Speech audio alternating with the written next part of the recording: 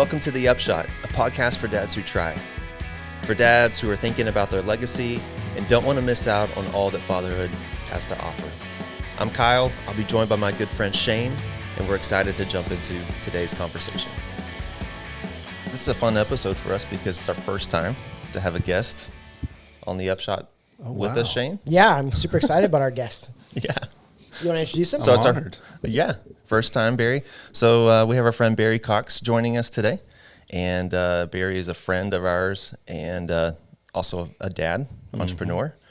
We thought maybe you would have some insight into what it's like to be busy, chasing kids, building a business, living life, investing in your marriage. So we're going to talk today about the idea of busyness as fathers, as we consider our upshot. Who do we want to be at the end of this? But before then, Barry, would love if you could just introduce a little bit about who you are and tell us a little bit, our listeners a little bit about who you are, and then anything else you want to share about yourself. Sure. Yeah, and share your upshot. Yeah. My upshot. Okay. So I'm a father of three. I've got a 20-year-old, an 18-year-old, and a 16-year-old. Girl, boy. Just about here in a couple months, 21, 19, and 16, which just feels like having a 21-year-old feels like this huge milestone. But two adults was enough of a milestone. So, yeah, father of three, been married for 24 years. Yes. Congratulations. Nice. 24 years. Yeah, next year will be 25. And entrepreneur, been in tech, venture-backed startups. I'm sort of out of that world a little bit now and more into just some kind of personal entrepreneurial things. But definitely have had many seasons of busy along the way.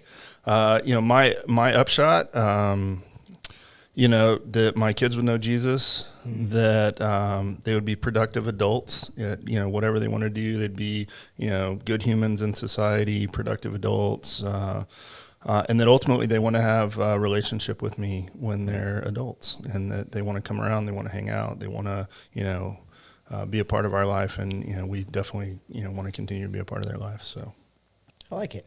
I already feel better with you here, Barry. I'm challenged already as a father. Productive adults. I think that's a great goal we should all have with our kids. Are they productive yet?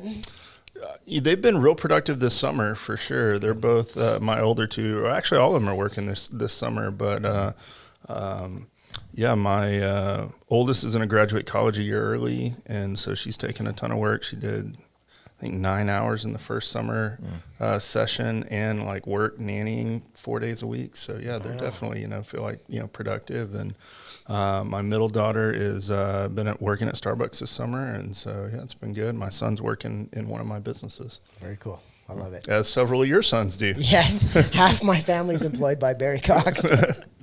It's fantastic. Yeah.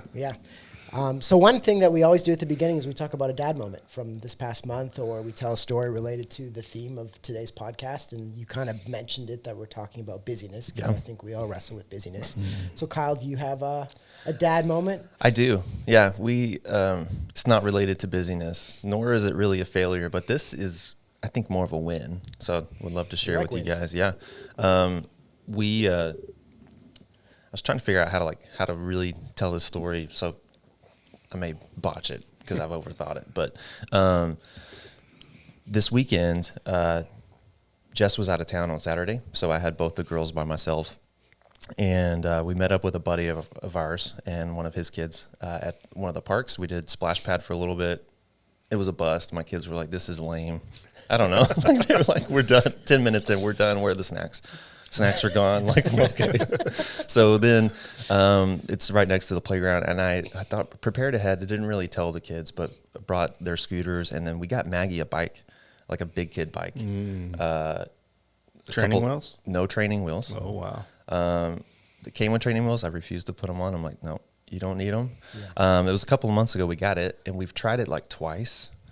It has not gone well. It's like breaking my back hunched over this thing, and it just hasn't been a good experience for anybody. But I'm like, okay, let's try it again. Throw her on the bike while Lucy's playing on the playground, and we're on the sidewalk. It's got a little bit of a decline, like down the hill. she hops on this thing, and she's just figure out pretty quickly, like, okay, this is a good thing. Like, she can get momentum and figure this out. She takes about 30 minutes to an hour of practicing on her bike, and all I'm doing is like getting her going, and she's falling 30, 40 times. Every time she may yell, scream, I'm frustrated or whatever, but by the end of the hour, she's riding her bike in that, at the park, in this public park, and there's all these people watching and like cheering her on. And so anyways, so Saturday, she learned to ride her bike. That's awesome. By herself. We went back to the park after dinner to show Mom. And now, by after dinner, she's riding around in circles on this basketball court and ringing her bell. She's like, ding, ding, doing that, doing the handbrake, shutting it down. So it was a really neat experience for me to like go through that moment of like teaching the first kid to ride her bike. Yeah, That's fantastic. But I think the moment for me was like the series of moments of like she decided to ride her bike. It wasn't anything I did. Like she made up her mind, I want to ride this bike today, and fell however many times, and every time was like, I'll try it again. So like it was pretty cool to see her persevere through all the bumps and scrapes and bruises she gave herself, and still have fun with it. And so that was cool. I love that you got to be present with her while she went through Oh, that yeah. adventure. And it stood out to me. One thing I love about what you've taught me through this podcast, you talk about one of your family values is we do hard things. Yeah. And I wonder if even your child at that moment was ever thinking that, like, this is a hard thing and we do hard things as a family. Yeah. And then also the other thing I was thinking about is how old Barry and I are with our older kids. And I was thinking back of when I taught my oldest how to ride his bike, and it felt like it was a day later that I was teaching him how to drive his car. So just recognize. Well, don't you're tell me gonna be that. Teaching her to drive her car tomorrow. Dang. Yeah, That is sobering. Yeah, I definitely. Yeah, it sounds like just the determination in there is cool too. Not only the accomplishment, the milestone of riding a bike, which is huge for her and for you, and but to hear the determination is fun too. To start to see our kids pick up those little moments, those little traits where it's like, man, I've decided I want to do something and I'm going to go get it done. Yeah, is awesome. Well, especially like we're thinking about Upshot here. Like at the end of my time as a dad, like I'm trying to figure out how do we like impart these virtues into our kids. And one of and a big one for me is like this perseverance and determination. And hey, let's set our mind to do something here, and like let's do it. And like, and I don't know what I did to help her with that. Like, it just feels like it just. I feel like it feels like 65% of it's got to be observed. It's just it just does. It's the life they see us lead. They're with us, and it just feels like a lot of it's observed. Yeah. Well, I think you said what part did you play? You showed up, and that's a big deal. And I think it goes along with today's topic of busyness. A lot of times our busyness keeps us from showing up. Yeah. And I just tried to cheerlead. Like, how do I do more hands off? And instead just use my words very carefully to help and to serve her. It was a blast. I'm picturing you as a cheerleader right now. I'm not going to get into the stories around that. But what I will say is like I feel bad for the other kid who was on the playground the whole time just being ignored. Where's Lucy? That's fantastic. Has anybody seen Lucy lately? Yeah, I don't know where she went. Yeah. Anyways, what about you guys? Dad moment? So my oldest turned 21 yesterday. That's another one of wow. our milestones. Yeah. So I called him yesterday, wished him happy birthday, and he was enjoying his first craft beer, Okay. which Nice. was kind of fun to listen to. As I'm like prayerfully, contemplating God help him make wise decisions. But we, as a family, went up to visit Jonah's work environment. He's an intern at a company called Dude Perfect, which is every teenage boy's dream. That's a internship. fantastic internship. Not just teenage boys. every grown man. Yeah. So we went up to their facility, and we just got to play in the Dude Perfect That's awesome. workplace. Did you meet the guys? No, they're out on tour. Okay. But it was just fantastic. They've got like state of the art pickleball court, like top notch. It was just a wonderful experience. Just seeing their world and just. It's the greatest job. I mean, it's grown men who have monetized playing. And just watching our boys, they felt like you could see that they had this feeling like we are in Disneyland. Like they got to go into their podcast room, the overtime, and they have a big weight room that just everything is branded Dude Perfect. And the boys would just they were like touching things like it was sacred. Like I'm touching the Dude Perfect podcast stage. And just watching my boys experience that was a lot of fun. That's awesome. And then the other thing that came to mind that was more related to our topic of busyness, and it's another shoe story. And Barry has already commented on the color of my shoes. They're lavender. You can't see them on camera. They're lavender. No, they are blue. I think the lighting makes them look lavender. Okay. Yeah, you're right. When light hits a color, it reveals, in the spectrum that it's lavender. I'm going to hold on to my feelings that they're blue. But we talk about one of the questions we're going to talk about today is how do we know we're busy? Like what are the symptoms that we're too busy, or we have an unhealthy level of busyness? So there was one day I showed up to staff meeting here at church, and so there's 20 of us sitting in a room, and I looked down, and I remembered that morning was chaotic. I got out of bed, ran to work. Every single second was busy. And I looked down at my shoes, and I was literally wearing 2 different shoes. And I had no idea until I'm in staff. Like they're just not the same. And then the thought crossed my mind, one of my goals in life is I need to make fun of myself before other people make fun of me, right? And so I'm do I acknowledge in front of all the staff that I'm wearing 2 different shoes, or do I give someone the joy and the opportunity to call out my 2 different You're a good shoes? man. So I'm hey, I just want everybody to know that I'm wearing 2 different shoes. And it was just one of my highlights in life. Nice. So, but it was. I have gotten out of the door in my house shoes, dressed for work. When I went into work in the office, I had some leather loungers that I wore, and I made it 3 miles down the road and had to turn around. I was like, wait a minute, no, I can't go to work like this. I'm just glad you turned around, whereas I did not. You had full shoes on though. I was wearing house shoes. Yeah, this is true. But now my shoes are when I look at my shoes, it's like a reminder, am I too busy? So when I put my shoes on, I ask myself the question, am I too busy today to even pay attention to what shoes I'm putting on? So, do you always wear matching socks? I try to. Yeah.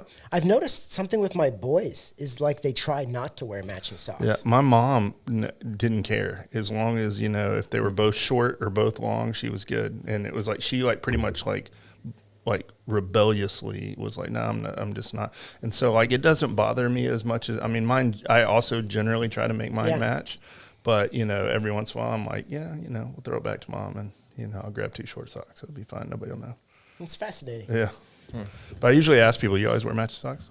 I will not unmatch my socks. There's I think I'd be uncomfortable. Yeah, well. It's funny the way we grow up. Yeah. But Barry, do you have a dad moment, a story, something about example of busyness? Not so much busyness. I had a moment with Braden. He's 16. In the church lobby a couple weeks ago after church. We've been talking.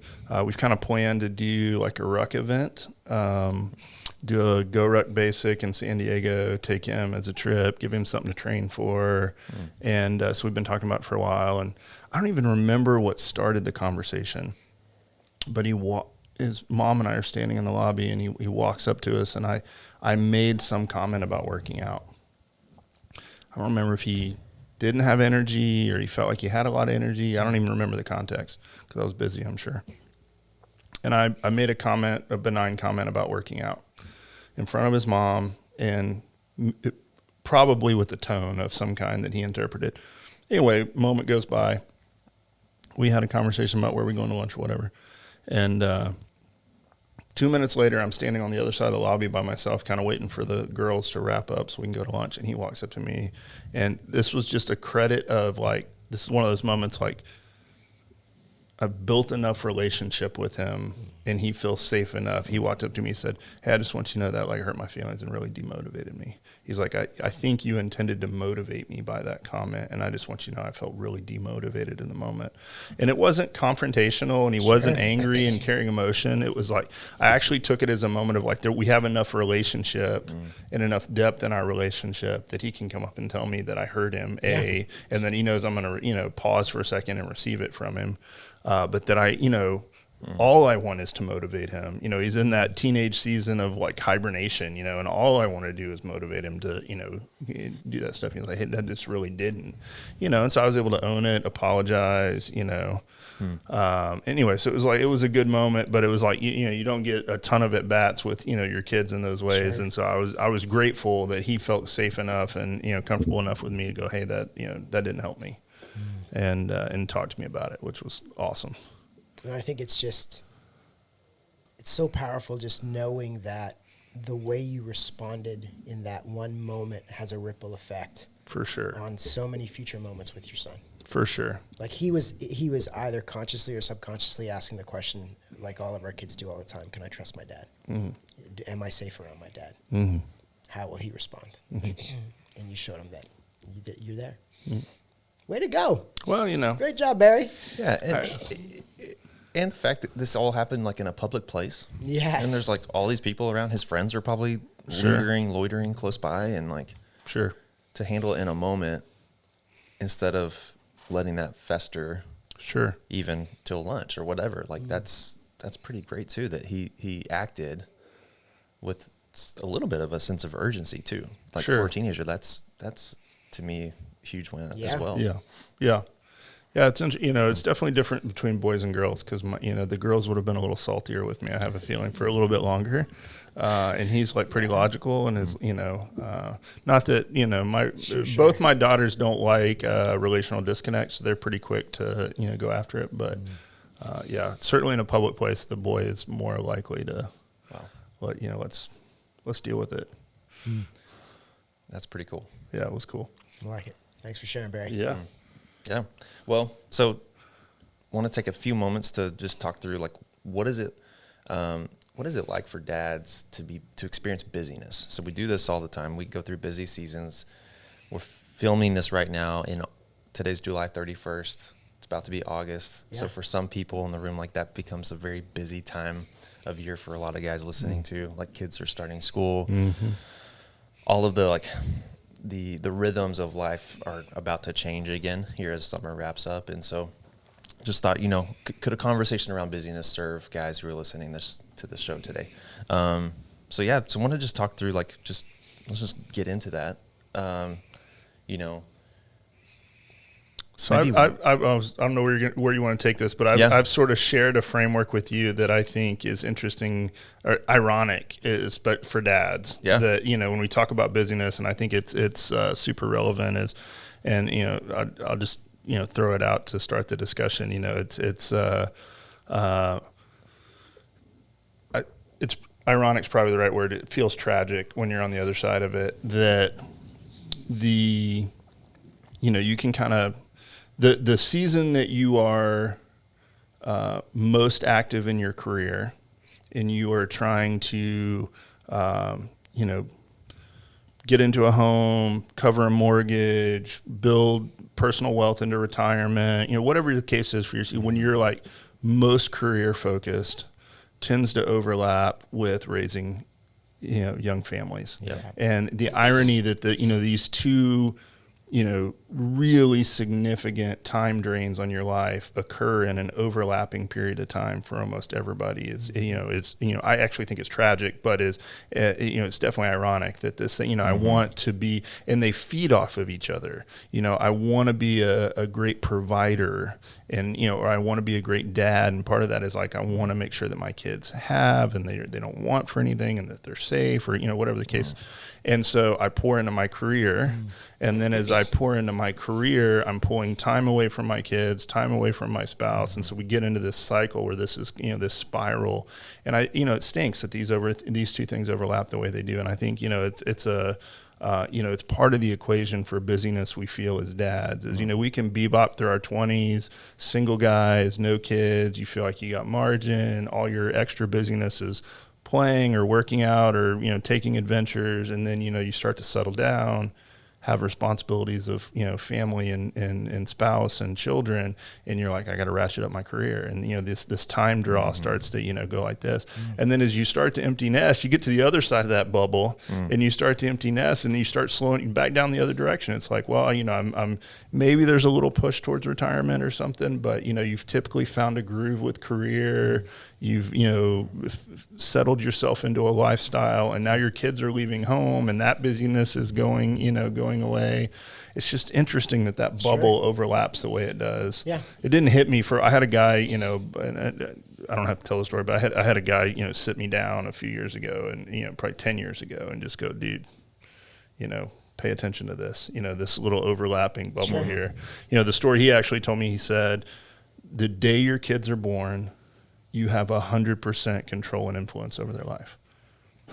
And every day you lose a little bit. And so absolutely, day-old newborn, I have 100% control and influence over their life. And, and then you look up and they're 5 years old and they can get their own breakfast on Saturday morning. And then, you look up and they're 10 years old and they've got a group of friends and they're asking life's first questions to these 10-year-olds who don't know either, and then it moves into teenage years. And I think there's a panic moment for parents, somewhere between 12 and 16 where you recognize this control and influence is slipping away. And so you grab, and the problem is you're already operating from a deficit. At that point, you've lost 30%, 40%, 50%. And the world and culture and their peer group are starting to get those influences into their life. And so you're operating from a deficit. And so what we hope when they're adults is that, I've got 25, 30% influence still in their life, but now they're free thinking adults with careers and outside influences of the world. And so as a dad, how valuable is that time from, 0 to whenever that tipping point starts to occur, that while I have influence in their life, while I have, certainly, we don't like to power up and have control, but while I have that like influence in their life, am I using it wisely, because it's diminishing. Yeah. So let's say you're talking to a dad that is entering that stage where he starts to feel that tension between provider, which requires more and more time, and I have a child that I have like almost 100% influence over. What advice do you have for that dad? That dad's me. I wasn't What gonna advice say do it. you have for I'm like, me? hey, Kyle needs a lot of help. What would you tell him? Yeah, I mean, you got to balance. I mean, and it's you have to intentionally balance. I think as dads, the gravitational pull is to work, right? For a lot of us, that deep soulish pull is, I desire to be a great dad, but the expression, the mechanism that wants to come out of me is I want to be a provider, Right. And I feel that draw. That's my role. And I'm not saying it has to be that, but I just think it's that for a lot of us. And so if that's the gravitational pull, it's going to just, slowly take us that direction. And we look up and we're going to fill busyness with that. And so when I say balance, it's intentionally recognizing, this is the gravitational pull. This is going to take me this direction where I get sucked into that. And I have to be self-conscious. I have to be aware, and I have to intentionally create balance on the other side of that. I know when my kids were young, so what that looked like practically, when my kids were young is we called 4 to 6 p.m. the witching hour in our house. That's when like the peak craziness was happening with the kids. It just always seemed that way. No matter how good the day was, no matter how bad the day was, the chaos peaks from 4 to 6. And so in some of my busiest seasons, my wife would say, hey, if you could just be home here. Like, even if you have to work again after the kids go to bed, you're going to go in your office at 9 p.m. and work a little bit longer. I'm totally fine with that. If you can be present from 4 to 6 or 4:30 to 6 and walk in and, help and come in present, and how can I help you? How do I engage the kids? So there's some practical things like that, just being aware, like, man, okay, I need to adjust my schedule. Maybe my job does demand 10 hours a day. Well, instead of taking it from my kids, I'm going to get up at 5 a.m. instead of getting up at 6:30. It's finding, that's those are the practical balances for me to say, like, I'm going to be aware of it. I'm going to be in tune with my spouse. I'm going to ask questions. And I'm going to try to create these opportunities to engage. Yeah. That's good. I like when it. I hear you say balance too, what I also think of is like also boundary. So I'm going to draw some lines here in order to protect the balance that our family needs. Then I'm going to draw some lines to create some rules for ourselves so that I can succeed in doing that. Otherwise, like if I don't draw the line, if I don't make a commitment, then like I'm probably not going to find the balance that I actually want or need. Absolutely. To navigate this. And I think it's really important. Barry talked about balance. Kyle, you talked about boundaries. I think it's difficult to figure out what does balance look like and what are clear boundaries unless we have a clear understanding of our upshot and our values.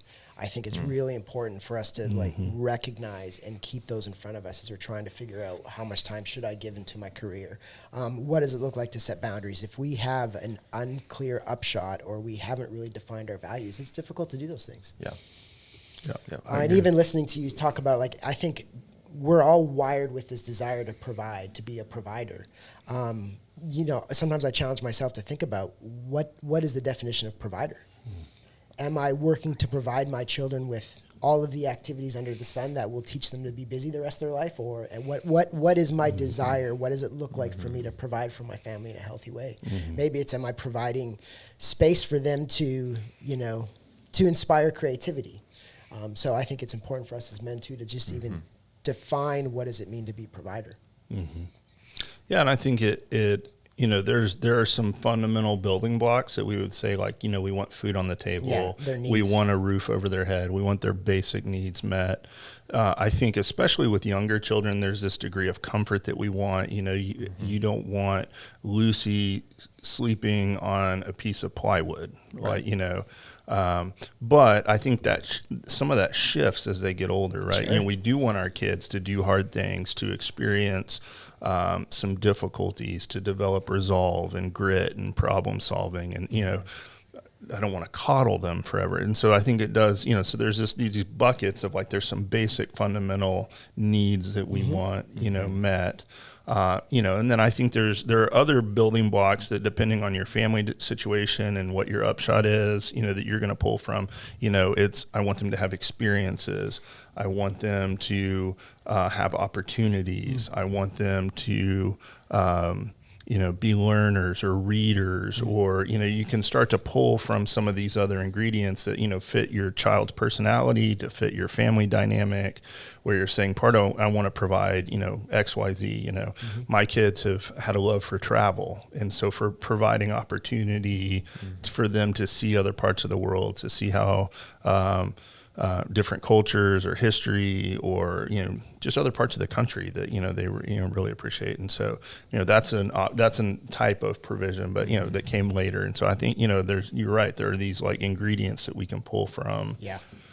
And part of the reason why I asked the question or challenge men to define what provider looks like, because I think we can use I need to provide as an excuse that keeps us busy and distracted. For sure. Well, I love what Buck has talked about several times of, don't trade what ultimately somebody else is going to do. That's good. For the thing that you are the only person in the world that should be accomplishing. Yeah. And so don't trade your job, your work, your company, even if it's your company. Ultimately, that's going to either not exist or belong to somebody else, or you're going to get replaced, or you're going to retire out at some point. Don't trade that thing, whatever it is, for the thing that you're uniquely positioned to do, which is to be a dad. Nobody else is equipped to do that job for your kids but you. Yep. So good.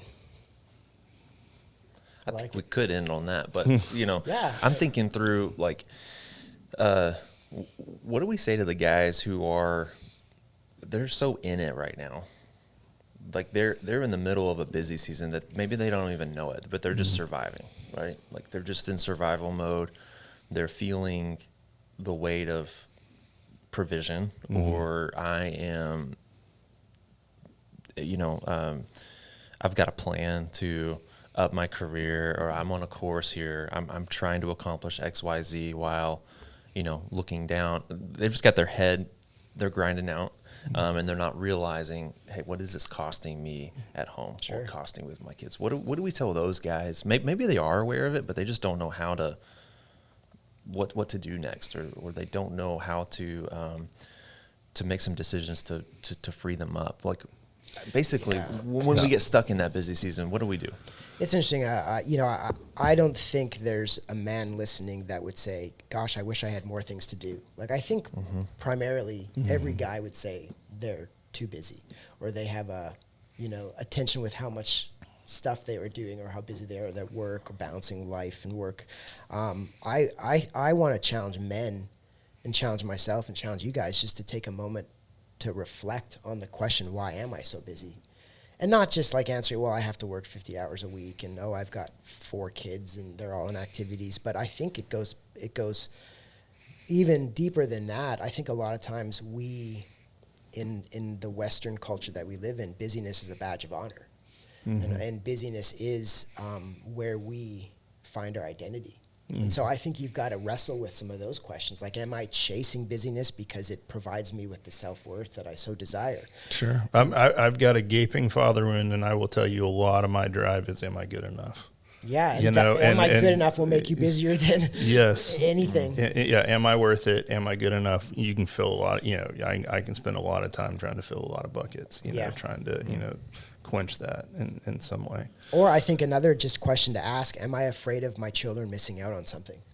I think in today's world, there's a lot of pressure that we feel as parents to make sure our kids get to experience everything. And I have to remind myself, like, no is a healthy answer and limitations aren't bad. Yep. I think the message that I'm instilling in my children, if I allow them to experience everything they so desire, is not a healthy message. And they're going to grow up thinking I can do anything and everything I want. And I want them to understand the importance of limitations, and no is a good thing. And so I would just challenge men to reflect on the question, why am I so busy? To a deeper level than just, where is your time going? Am I chasing busyness? I think is important to think about. Yeah. Coming back around to your question, so you're in it. What do I do? How do I know? I think first, how do I know? Am I aware, fully emotionally aware? And then what do I do with it? I think there's some non-negotiables that we should have as men. And if these non-negotiables aren't happening, then that's a flag that you're in a seat. Your head's in the sand. You're potentially grinding harder than you realize. Like, are you dating your spouse? So are you weekly dedicating time and dating your spouse? And that doesn't have to be a big extravagant, go spend a bunch of money if that's not your season of life and where you're at, and getting a sitter's extra and all that. But, going out on the back porch after the kids are asleep and opening a bottle of wine and just spending a moment with devices down, with your, just that is, can be a date where you're, how are you doing? How was your week? I want to connect with you emotionally. Those are things that, our spouse need from them. So I think that's a good barometer. Are you dating your spouse? Do you know what your children are emotionally processing on? So have you spent time on their level, engaged with them, enough time that you understand this is what they're chewing on, this is what they're feeling, this is, their worldview right now. And that can vary, that can be hard when they're itty bitty, but it's not impossible. If you've spent enough time with your kid, where they're at, you've asked questions, how are you doing? How are they seeing, and so I think, a lot of dads tick a box, I helped, or I took them with me to run errands, or I, gave mom a break in XYZ capacity, whatever that is. But have you taken time to engage them emotionally? Do you know where they're at? Do you know what they're wrestling with? Do you know what their current ambition or hope or dream is? Do you know what hobby they're interested in, or project or toy they want to most play with right now, and why? So I think, those two things are good barometers. Like, are you dating your spouse, and do you have an emotional awareness of like what your kid's going through right now? I think those are great. And I think, as dads, we can't forget, kids spell love Time. They just want our time, and so, I think one of the like self audits of, am I in this like too busy a season, is when is the last time I spent quality time with my kids? and not just all in aggregate in the back of the car as we ran errands. Yeah. Right. Presence isn't necessarily the time you're talking about. I mean, like physical presence, it Correct. requires emotional presence, mental presence. Right. Doing something they want to Yeah. do, totally present with them in the moment. Some kind of activity that they want, that those kind of things. I think those are like three like super practical, that I think if you're really grinding away, you're probably not paying attention to those things. Yeah. And you would say, man, I'm home for dinner. I'm taking the kids on Saturday morning so mama can rest. I'm like, you can justify like, man, here's all these, things I am doing, but you're not getting to that quality, that depth where you're, emotionally present for your spouse and your kids. Yeah. I love the was it the first non-negotiable? Are you dating your spouse? Are you I think dating? it's huge. One of our non-negotiables is, are we eating together as a family? Now we don't have to do it every day, but that is Regularly. a non-negotiable for us. Is, are we sitting around the dining room table, being present? Devices are not there, but we're spending time eating together as a family. Kyle, do you have any non-negotiables?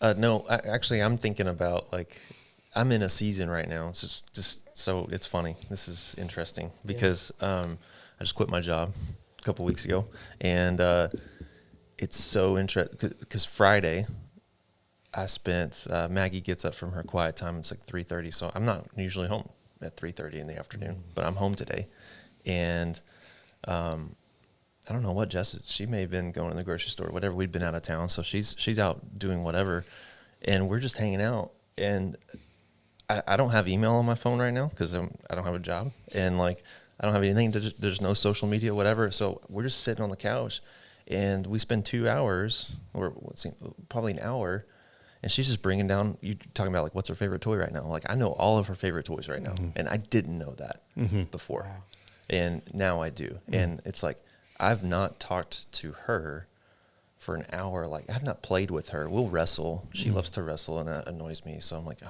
what else could we do besides just wrestle right now? And like, oh, bring me your toys. And so here comes a new one. Here comes a new one. And they're talking and they're doing stuff. And like now I had an interaction with her. We engaged each other in a way that like, I've had a fuller conversation with her than I have in months because I got on a level and I just got to experience her world with her. She invited me in, and I got to say yes to that because I was not distracted. I was able to be fully present. And I'm not saying everybody should go quit their jobs tomorrow, but like I'm in a season right now where I got to fully experience like You had a little space and you could presence step with her. into that. Yep. And now I'm like, okay, well, those are just kind of like you said, those are the moments that I've got to figure out how to continue to prioritize when I experience busyness again. I'm going to go back to work. Like there will be more work for me in the future soon. But in the midst of that, now I'm thinking about, okay, well, as I look for the next opportunity, whatever that is, how do I prioritize these types of experienes for my family? Yeah, absolutely. And it evolves as your kids get older. And that's the other, it's I think for a lot of dads, it's, 0 to 5 is hard, in terms of like, what do I do? How do I relate? How do I have these little moments of connection when my daughter wants to pull out her dolls and tell me that and so that is its own challenge, right? You got to stay present in that and realize that's her world and what but it evolves as they get older. My son's 16 now, and we can have a lot of these moments outdoors alone. Like, we've got a ranch outside of town, and like he and I can go out there for an hour or 3 days and, shoulder to shoulder time, lots of opportunity to engage, man. How are you really doing? The drive, during COVID, we drove back and forth to the ranch 24 times. We listened to 9 different audiobooks together and would talk about them when we weren't listening to them. And, anyway, so it just evolves as your kids get older. I feel like there's a season, 9, 12, 13 in that gap where it's, it gets, they're fun. They want to do everything with you. They're recognizing the world, and it's like, man, let's go do this, let's do that. And there's a hard season from like 14 to 18 when they, I earlier referred to, they tend to want to hibernate. It's like they want to get away on their own, have their own space and bubble. they're just on their phone or playing a video game or watching a Netflix show or whatever, and you're having to find opportunities to kind of crack in there a little bit. You've probably experienced some of this, and it's just different. You know, you also, when you get to when your kids are teenagers, you realize, you know, they don't light up until 10:30 at night sometimes, you know, and then they just come and they're just like, you know, not yelling at you, just like chatty Cathy, you know, at 10:30 at night is when they've got energy, and it's just totally different, you know. And so I think, you know, just depends on season for kids, you know, where they're at and what that engagement looks like. And And Kyle, I don't think there was anything you could have done that would have been more influential on your daughter's future for sure than that moment. And I think it's, you know, we as dads and can feel the pressure of I need to make more money so I can create experiences for my children. Like, that experience costs you nothing financially. Right? And I think sometimes we need to recognize some of the best experiences we can create with our children does not require any money. Right. It's funny, you know, to prepare for this podcast, looking for a moment that I could share a story. I was just going through my pictures on Facebook, and I realized two things. I have 1 million pictures on Facebook, but the pictures that I would pause on and smile were not the moments that I spent at like Disney World or, you know, things that required a lot of money. It was crazy. I would stop and smile at the pictures from the dumbest moments where it was just me and my son on the ground laughing at something together, reading a book together. It was crazy. I couldn't, time and time again, and I wasn't intentional about doing this. I would just scroll through my pictures, and it was fascinating. The pictures that would cause me to pause and reflect on really special moments were moments that we were just together at home in a car, and it's not necessarily financial related. Does that make sense? So I love that you did that with your daughter. Oh, thanks. That you know what her favorite toys are. They're all superheroes, so it's good. that's pretty cool. That's fun. Yeah. Transformers and superheroes. Nice. Anything else you guys wanted to share, talk through, questions to ask, or an idea, thought you had before we wrap up? Well, how do you combat busyness other than boundaries and balance? Is there anything else you do to combat busyness? Because I think if we just like let it happen, we're naturally going to be busy. It's not like you need to wait to be busy. Everyone fights this tendency to be overly busy. So how do you combat it? Yeah. For me, I've got to figure out there's probably a couple of rhythms that I have to stick to in my life that are kind of my personal so I love them, you know, investing in marriage and investing time with my kids. But for me too, like simple rhythms, like I've got to get some space for myself every day.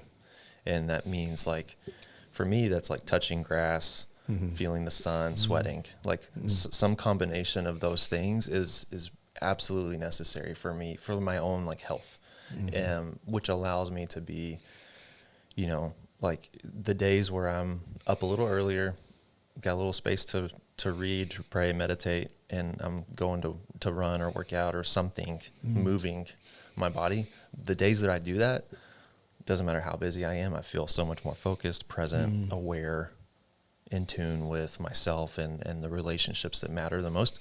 The days I don't, then I neglect that and I sleep in, I hit snooze, I'm wrecked, you know. So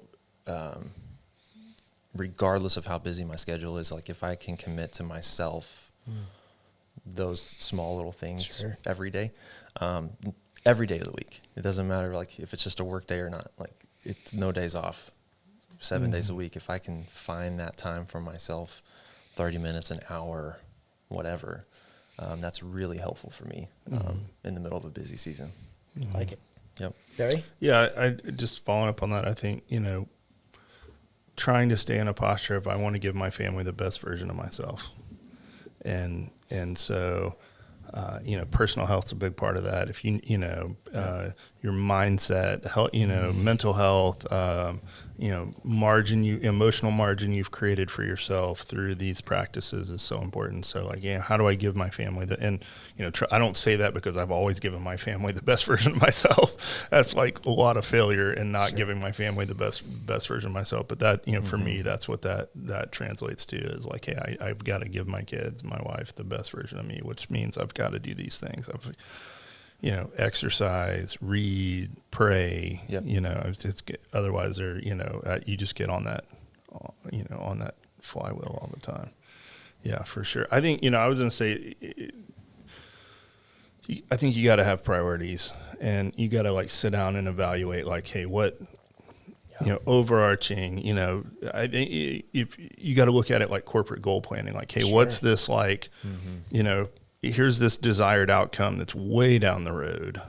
And then here's some, near term, short term, really, practical. And then how do we set those priorities? Unfortunately, I feel like,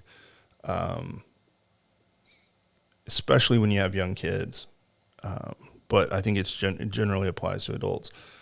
Most adults don't change behavior, like macro behaviors in their life without trauma.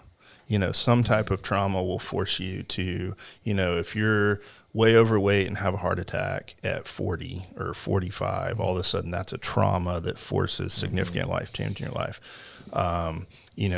Not being a workaholic and not present with your kids and not being present with your spouse, and your spouse coming to you and saying, hey, I'm done with our marriage, is a trauma that typically you're like, whoa, wait a minute. I need to and so unfortunately, a lot of times adults have to hit some kind of trauma or border up against some, major life event that finally rocks them to pay attention and say, and what they ultimately do is they say, I'm going to reprioritize. It's not like they magically grew more time in the day, or they magically figured out, hey, there's this, set of unicorn activities over here that when I do them, my life is better. It's not, no, we're aware of what those things are. Yep. We didn't prioritize those things, until we were confronted with rock bottom or a trauma, or we're going to lose relationship that we really value. And now we go, oh, all of a sudden now I will find time how to, do these things. And so, I say like prioritization, knowing that still half the people listening are going to have to, it's not going to hit, sadly, until like some major bump hits their life. Because I just think that's how, sadly as adults, that's just how I don't know why, I wish I could fix that. But just what are those priorities? Let's have those long-term goals, man. I want long-term relationship with my kids. Yeah. That is so high priority. I do not have a relationship with my father. My mother passed a couple of years ago. I feel the gap in my life of not having an adult relationship with my parents. My parents didn't really have friends or a social network. They didn't do a lot of activity kind of stuff. And like, I have yearned since my kids were born. Like, I want them to want to come home. I want them to want to travel with us. I want to and be able to engage and be present with my grandkids. Yep. And so, that's motivated me, that's a priority for me. And so when I'm, disciplining my kids, when I'm engaging with my kids, when I'm exploring, all of it's with this priority motivation of like, I want long-term relationship. I don't want to use power and influence and squash them. Mm-hmm. I want long-term relationship with them. So what does that look like? And so that's a prioritization for me. Yep. So like, I think if you don't have those priorities that you can come back to and say, wait, I need to like North Star reorientate to these things periodically. It's really hard to stay on track. And you mentioned that it takes trauma for us to be inspired to reorganize our priorities or our behaviors so that we can achieve what's important to us. And why does it have to take trauma? And so I'm thinking, like, what are the things that we can do as men to where we don't have to wait on trauma to inspire change? And I think some of it goes back to the power of community. Mm-hmm. Like, I think if you were to ask me, like, hey, what's important to you? What do you want to prioritize? Like, we would have a good intentions list. Sure. That would say, these are the things that are important. These are the things that I want to prioritize. I want to challenge us and some of the men that are listening to, like, consider not just writing down the list of priorities, but giving that list of priorities to someone that knows you well enough to say, your behavior aligns with your priorities, your behavior does not align with your priorities, and give them the opportunity to speak into your life. And that is one of the best reasons why we should have other men in our life and give them the freedom to speak into our life. Yeah. Or give it to your spouse. For sure. And ask her, probably both. That's a good mirror right there. Does my behavior reflect what's... That's a good mirror, yes. Yes. It's a churchy word, but if you have any kind of accountability relationship in your life where you have deep community with one or two individuals who you've invited into your life and you've said, man, call me on it. encourage me, let me know when I'm wandering off the path, and you're not including your relationship with your kids or your spouse in the scope of that accountability. If it's just, how am I doing spiritually? Very important. If it's just, I'm not looking at porn, very important. But if it doesn't include what's the quality of the relationship with your children, go back and revisit that with your accountability, whatever you consider accountability, like your community of people around. I know accountability is very churchy for some folks, but if you're not doing that, there's a miss. Yeah. Agreed. Or, it's simple as taking your list of priorities and looking at your calendar. And how well did those two line up? Yeah. Same with your budget. Yeah. Oh, yeah. It's good. So this is a little off, but have you guys seen the movie King Richard? I have not. You know what I'm talking about? Yes. No, I don't. You should watch it. So it's about Serena Venus Williams' dad. Oh, okay, yeah. And it came out a couple of years ago. I just watched it on a flight. It's Will Smith. He's playing the character. And but you just talked about, like, when you talk about prioritization. So this guy prioritizes. He wants to create 2 world champion tennis players.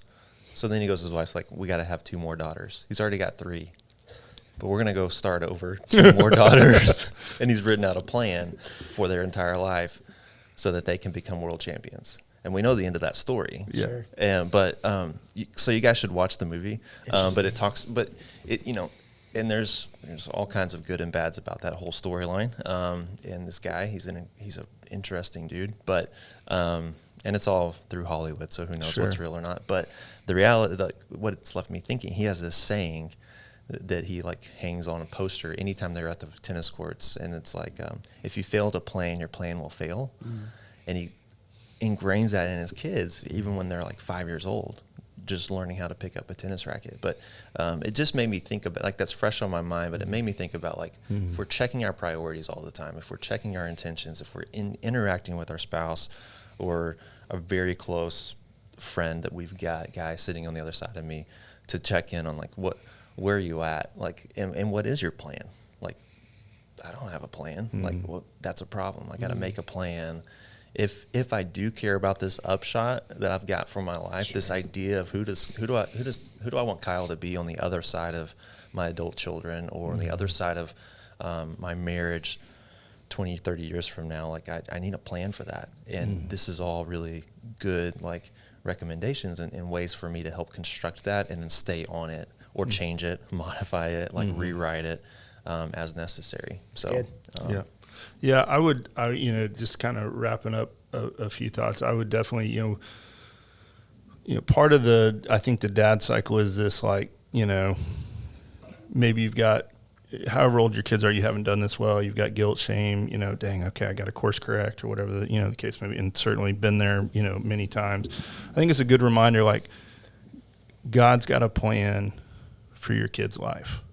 Ultimately, he's got a plan, and in his infinite wisdom, he said, you're the dad for these kids. He knew you were going to be whatever ingredients you have, whatever brokenness, whatever business has done to a relationship.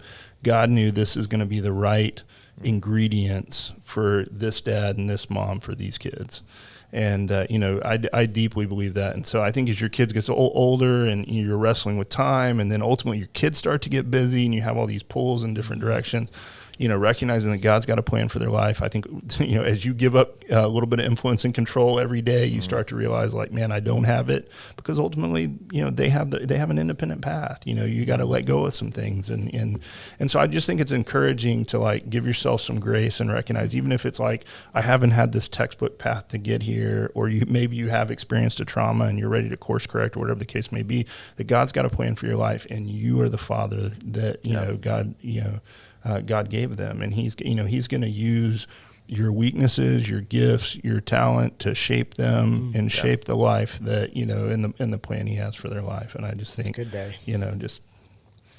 It's good. Be encouraged by that. I like it. One of the ways we wrap up our podcast is we always ask, hey, what did you take away from this podcast? So I asked this question cautiously, Barry. What did you take away from this podcast? Anything at all? Or maybe you need time to think, and I'll ask Kyle the same question.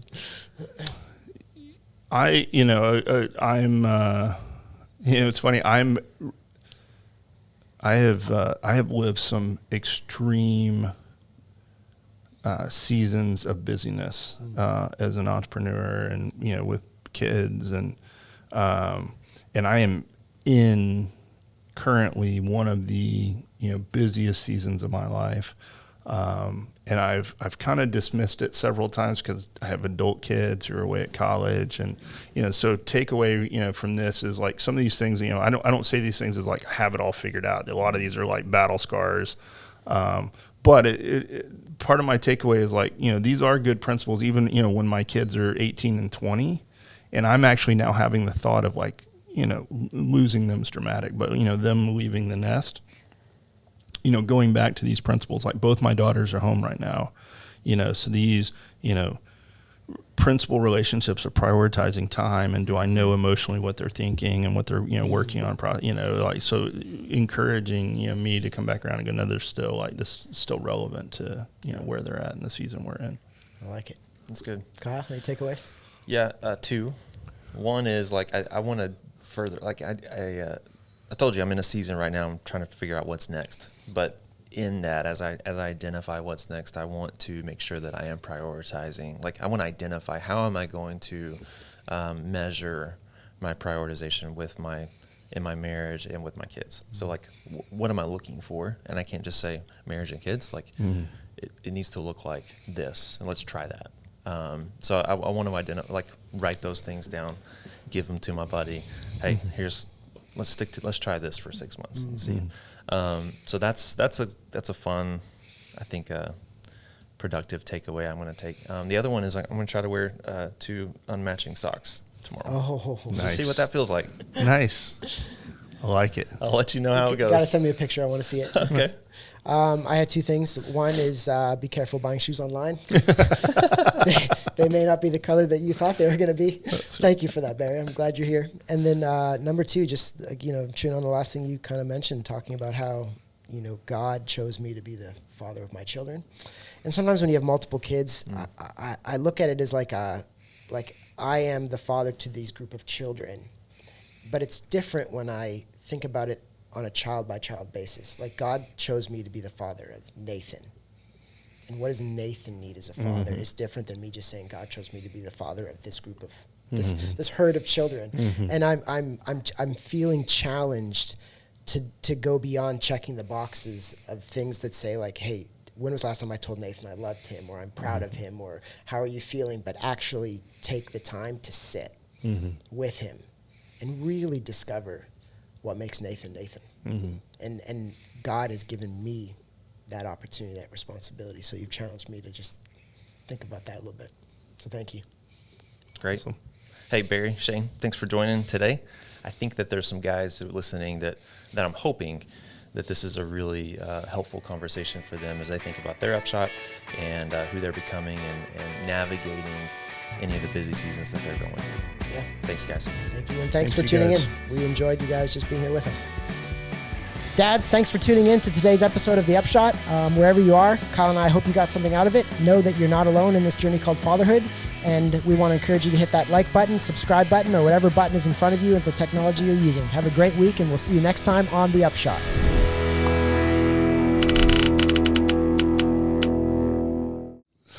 That's fantastic. You see, we always started, and we're like, we should have got some of this content, and then we're waiting on Luke. Some bloopers. No, we're ready. He's always a disappointment. That's why I sit behind the camera. All right.